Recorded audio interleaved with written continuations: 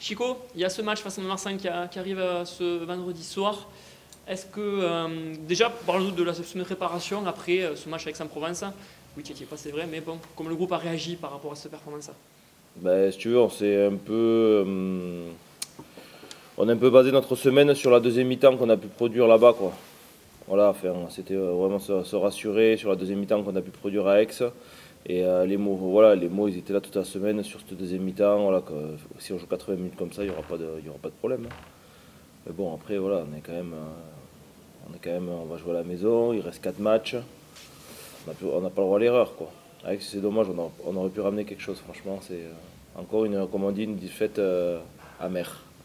Comment tu sens ces 4 derniers matchs de championnat, toi qui as connu un peu tout ici avec le club, les moments compliqués, les moments où il fallait se sauver, et là, vous avez encore une fois la possibilité d'aller chercher cette fameuse seconde qualification d'affilée, c'est important. Ouais, c'est important de marquer l'histoire, quoi, parce que apparemment, dans les années 80 ou même avant, tu sais, il y a eu 11 titres, si tu veux, personne maintenant, depuis que le club est pro, personne n'a été chercher ces deux qualifs d'affilée, quoi. Bon, du coup, c'est le but, quoi. Enfin, voilà, chacun, on marque un peu notre histoire aussi à nous, au groupe, qui est hyper importante, qu'on continue, voilà, qu'on montre qu'aussi le groupe pro continue à progresser. Et après, voilà, on verra ce qui se passera. Il restera 4 matchs, 4 finales, comme on dit. Il y en a, ils jouent le maintien, nous, on ne joue pas le maintien. Voilà, après, c'est un peu plus facile parce que j'ai connu quelques années un peu plus compliquées. On l'a souvent évoqué, bien sûr, il y a des blessures, hein, des cadres qui ne sont pas là. Tu fais partie de ces joueurs expérimentés qui connaissent tous les rouages du club. Tu as un rôle un peu plus important que d'habitude à jouer pour cette fin de saison? Ouais, je pense que la sixième m'a mis, ouais, c'était pour avoir un rôle particulier. Voilà, quand je rentre, d'amener un peu de sérénité, tout ça, enfin, et voilà, du leadership, quoi. Après, bon, c'est un peu une année compliquée, hein. Alors, du coup, voilà, de parler, c'est toujours un peu compliqué, tu vois. Cette année, bon, je ne vais pas dire que je suis pas légitime, parce que ça fait 14 ans que je suis là, mais voilà, c'est aussi, moi, aussi à me prouver que voilà, j'ai quand même ma place jusqu'à la fin de la saison. Quand tu dis prouver des choses, il y a ce degré de motivation pour tout le monde, collectivement, individuellement, qui est important, tu l'as dit, pour finir cette saison comme elle se doit. Ouais, ouais, après le degré de motivation, voilà, si les joueurs, enfin, voilà, ce que j'ai fait, ce que je leur dis, hein, vous le voulez le club, vous le voulez ma place, vous la voulez les places des autres, enfin, des vieux, et bien là vous l'avez, mais bon, il va falloir aussi montrer que, voilà, qu'on peut compter sur eux plus tard, quoi. C'est pas juste se dire, ouais, ben là j'ai joué ce week-end, putain, j'étais un truc, j'ai joué plus de matchs que toi cette année. Voilà, maintenant ça place aux jeunes, mais il faut qu'ils prouvent bien plus que ça, quoi. Et qu'ils amènent bien plus que ça, quoi. Parce que là. Et Marsan qui arrive, une équipe de formation qui doit se sauver, comment tu juges? C'est Montoya, c'est l'un qui a des périodes d'en de scie dans ce championnat. Bon, après, une équipe montoise, si tu veux, si on fait pas d'erreur comme on a fait au match aller, des ballons contrés, tu vois, des essais faciles, je pense qu'on peut se rendre le match quand même on va dire, plus facile pour nous. Voilà, c'est une équipe qui est dans le doute, tout ça. On sait que si dans les 25 premières minutes, on leur montre qu'il n'y a rien à faire ici, ils vont penser au match d'après et ils vont se focaliser sur leur match à la maison pour essayer de se maintenir. Souvent c'est comme ça, mes parents, si on leur laisse quelques portes, quelques erreurs qu'on peut faire, des ballons en touche directement, enfin, des touches ratées, des conneries à la bite rose, quoi. Mais bon, voilà, ça si on gomme tout ça, des fautes cyniques, Hmm. franchement, ils vont vite comprendre qu'il n'y a rien à faire à Béziers et ils passeront au match d'après. Comment vous l'expliquez justement? Et on a vu avec pas mal de fautes, hein, des répétitions de gestes qui parfois peuvent être évités. Ça se travaille, j'imagine, à l'entraînement au quotidien, vous en discutez lors de vos réunions Ouais, entre, on entre montre joueurs. un peu la vidéo, voilà, ce que la faute cynique coûte à l'équipe. Parce que bon, il y a une grosse faute cynique, derrière on peut avoir un essai, et si tu veux, le match il peut tourner. Mais si tu veux, à cause de ces fautes, voilà, ces petites erreurs, on s'entache dans notre rugby pour qu'il soit propre, quoi. Et ça, c'est dommage, je trouve. Parce que quand même, on a quand même un rugby assez fluide, voilà, on envoie quand même pas mal de jeux, mais à chaque fois, on fait la petite erreur au mauvais moment, à chaque fois. Et c'est pour ça aussi qu'on ne marque pas, qu'on a beaucoup de mal à marquer. Tu annonces ta retraite pour cette fin de saison. Comment tu envisages ces 4 derniers matchs, voire plus, avec la qualification qui peut se dérouler aussi, parce qu'on parle aussi d'un cinquième match, voire plus si affinité. Bah, quand j'envisage, là, je prends un peu tous les moments, bon, ça serait les discours un peu répétitifs, hein, que tous les mecs disent un peu voilà, devant les caméras. Quand ils prennent leur retraite, voilà, c'est profiter au maximum. Voilà, bon, je ne me prends pas la tête non plus. Je prends tout ce qu'on me donne et je profite du vestiaire, des soirées qu'on va se faire. Et après, voilà, moi là, tu vois, j'ai décidé, voilà, ils m'ont donné l'opportunité de de décider quand c'est que j'allais arrêter. Ça pour des joueurs souvent c'est assez rare. Du coup voilà, je ne suis pas dégoûté d'arrêter, au contraire je suis content parce que j'en ai assez. Et comment tu laisses ce club après ces 14 ans de passé? Tu le trouves comment aujourd'hui? Ouais, il est en pleine évolution, tu vois, en haut de tableau. Haut de tableau, ça veut dire que voilà, tout ce que j'ai pu donner, tout ce qu'ils m'ont donné aussi, les supporters ce qu'ils ont donné aussi, tu vois, enfin, on est en haut de tableau, quoi. Enfin, c'est bien de laisser le club là-haut et pas en bas. Ou comme certains qui descendent et après qui arrêtent. C'est vraiment, j'ai pu voir les évolutions toutes les années passées. C'est important d'avoir participé à ça en fait. David, bref retour sur Aix-en-Provence déjà. C'est au second mi-temps où on a vu des choses qui se sont passées avec un score qui était un peu plus étriqué. Tu as retenu ça aussi pour la préparation face à Mont-de-Marsan ce week-end? Oui, oui, bah, on essaie toujours de sortir aussi un peu de positif. C'est vrai qu'il y a eu un vrai changement de caractère sur la deuxième mi-temps. Voilà, après sur le rugby, il manquait encore pas mal de choses, mais au moins on avait mis l'ingrédient nécessaire à notre sport, c'est-à-dire l'investissement sur la deuxième mi-temps. Et c'est ce qu'on attendait des joueurs à ce moment-là du match. Donc voilà, c'est vrai que content de l'état d'esprit de cette deuxième mi-temps, on dira. Il faut prendre des points désormais, puisque là, aujourd'hui, Béziers est 6e, il y a Montauban aussi qui se rapproche derrière. Le capital, c'est bien sûr de battre Mont-de-Marsan et aussi d'avoir un contenu qui répond aux attentes. Oui, bah, c'est sûr que voilà, on est 6 à se battre pour 5 places, sachant que pour moi Grenoble est déjà sur la première ou en tout cas sur les deux premières. Mais, donc oui, c'est sûr qu'il faut prendre des points. Mais bon, voilà, il faut surtout essayer de faire un bon match contre Mont-de-Marsan en commençant par mettre les bons ingrédients parce qu'on voit que quand on est capable de le faire, on peut mettre en danger des équipes comme Aix-en-Provence. Donc voilà, essayons d'attaquer le match avec beaucoup d'énergie, beaucoup d'envie et avec l'envie d'en découdre et puis le rugby suivra en conséquence. Parlons-nous de ton animation offensive. On voit des garçons qui s'affranchissent comme Taylor Ventina qui franchit beaucoup et des jeunes garçons aussi comme Théo Vassalo qui apportent leur punch, leur panache. Il va falloir essayer de mettre tout ça en place pour ce match.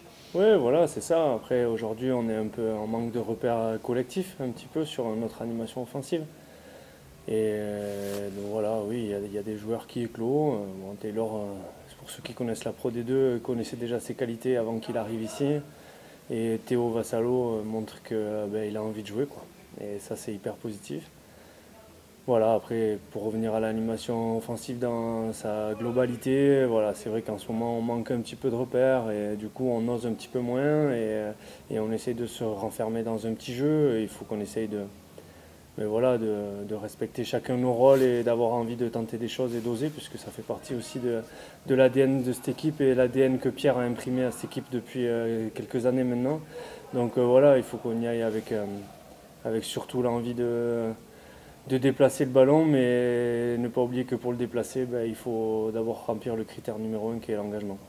Tu parlais justement de l'ADN de cette équipe depuis plusieurs saisons. Pour déplacer ce ballon, il faut de la vitesse d'exécution, il faut bien sûr déplacer le ballon rapidement. Camacho, quand il est rentré aussi, Hugo a apporté des choses aussi. Ouais, Hugo, un de ses gros points positifs, c'est ça, c'est qu'il est électrique, quoi. Donc c'est qu'il a une capacité à mener beaucoup de vitesse par ses courses et par le fait qu'il est proche du ballon quand il est disponible. Donc voilà, il amène beaucoup de choses. Après, Hugo, c'est un jeune joueur qui a besoin de prendre de l'expérience à ce niveau, qui a besoin de faire des brefs de match aujourd'hui pour pouvoir essayer de s'installer un peu plus tard.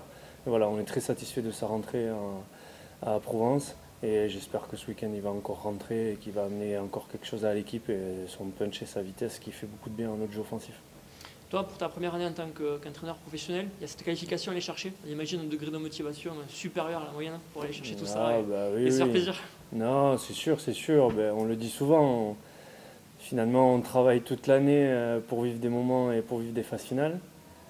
Et puis moi j'avais l'habitude de dire aux Pays Basques qu'on travaille tout l'hiver sous la pluie pour essayer d'aller chercher le soleil et il s'avère que cette année ici il a plu tout l'hiver donc en fait au final on peut ressortir les mêmes choses. Moi je m'attendais à que du soleil mais bon apparemment on m'a menti un petit peu. Donc voilà, il ne faut pas oublier cet hiver, c'est toujours compliqué l'hiver, c'est toujours dur. La motivation quand on sort du lit elle est toujours un peu plus longue à arriver et là voilà le soleil arrive donc on fait tout ça pour ça et tout le monde fait ça pour ça. Et aujourd'hui, je crois qu'on s'est donné les moyens de se battre et d'être encore là, parce qu'il y a des gens qui sont en train de jouer le maintien tous les week-ends, donc on a quand même la chance de jouer la qualif. Et nous, on est sauvés depuis un petit moment. C'est quand même, il ne faut pas l'oublier aussi. Aujourd'hui, on joue avec le stress et la motivation de se qualifier. C'est quand même, voilà, le mot stress, il ne devrait même pas exister, quoi. C'est juste aujourd'hui avoir plein d'énergie positive et aller chercher une qualif pour la deuxième fois pour le club d'affilée, ce qui n'est pas arrivé depuis très longtemps. Et ça, il faut que ça soit juste une ferveur intérieure et une ferveur populaire qui doit se ressentir à Raoul Barrière des tribunes jusqu'au terrain, quoi. Il y aura un côté imprévisible hein, avec Mont-de-Marsan, c'est une équipe capable de haut et de bas cette saison. Comment tu juges cette équipe avec des facteurs X qui sont capables à tout moment de déclencher des choses? Ben ouais, ben déjà, Mont-de-Marsan, c'est une équipe aguerrie de la division. C'est une équipe qui joue quand même plus ou moins les phases finales chaque année, qui cette année se retrouve un peu en difficulté. Voilà, mais bon, on sait que les saisons, c'est difficile et des fois ça tourne du bon côté, des fois du mauvais. Là ils sont en train de vivre une saison un peu compliquée, mais Mont-de-Marsan, ça reste Mont-de-Marsan. Ça reste une grosse ADN et culture de jeu aussi, et une grosse ADN et culture de déplacer le ballon. Voilà, eux aussi, ils ont une énorme histoire dans le rugby. Ils ont une énorme histoire dans le rugby de mouvement. Et c'est ancré chez eux. Et ils ont beaucoup de jeunes du cru et ils ne savent même pas l'expliquer, mais c'est comme ça, quoi. Ils ont envie d'oser et tenter. Donc voilà, ils sont capables de fulgurance et ils sont capables toujours de mettre en danger des équipes, même dans des moments où ils sont un peu acculés. Donc voilà, il faut. Voilà, je l'ai dit depuis le début, il va falloir démarrer par le bon bout et ne pas vouloir commencer par déplacer le ballon pour ensuite revenir sur un jeu fermé. Il va falloir voilà, mettre les bons ingrédients d'entrée pour essayer de prendre le dessus, pas laisser beaucoup de ballons à cette équipe parce que quand ils en ont, ils sont capables de le déplacer et de mettre l'équipe adverse en danger. Donc voilà, prenons les choses par le bon bout avec pleine énergie et en construisant notre match pour essayer d'avoir une belle victoire au bout. Quand Pierre Calais est venu te chercher, c'était aussi pour avoir un regard neuf sur l'effectif et sur la façon de travailler un petit peu tout ça. Qu'est-ce que tu peux apporter toi sur cette fin de saison pour justement essayer d'avoir des échanges en plus, un regard, une vision supplémentaire pour bien finir? Ouais, après moi ce que j'essaye d'apporter c'est un peu ma naïveté aussi et mon enthousiasme. Parce qu'au final je crois que c'est une force aussi aujourd'hui. Et comme tu disais, moi je rêve que d'un truc, c'est qu'on joue des phases finales. Je rêve que d'un truc, c'est de jouer devant un stade plein comme ils ont pu jouer l'année dernière. Et voilà, moi je fais du rugby pour vivre des émotions et aujourd'hui j'ai envie qu'elles soient démultipliées.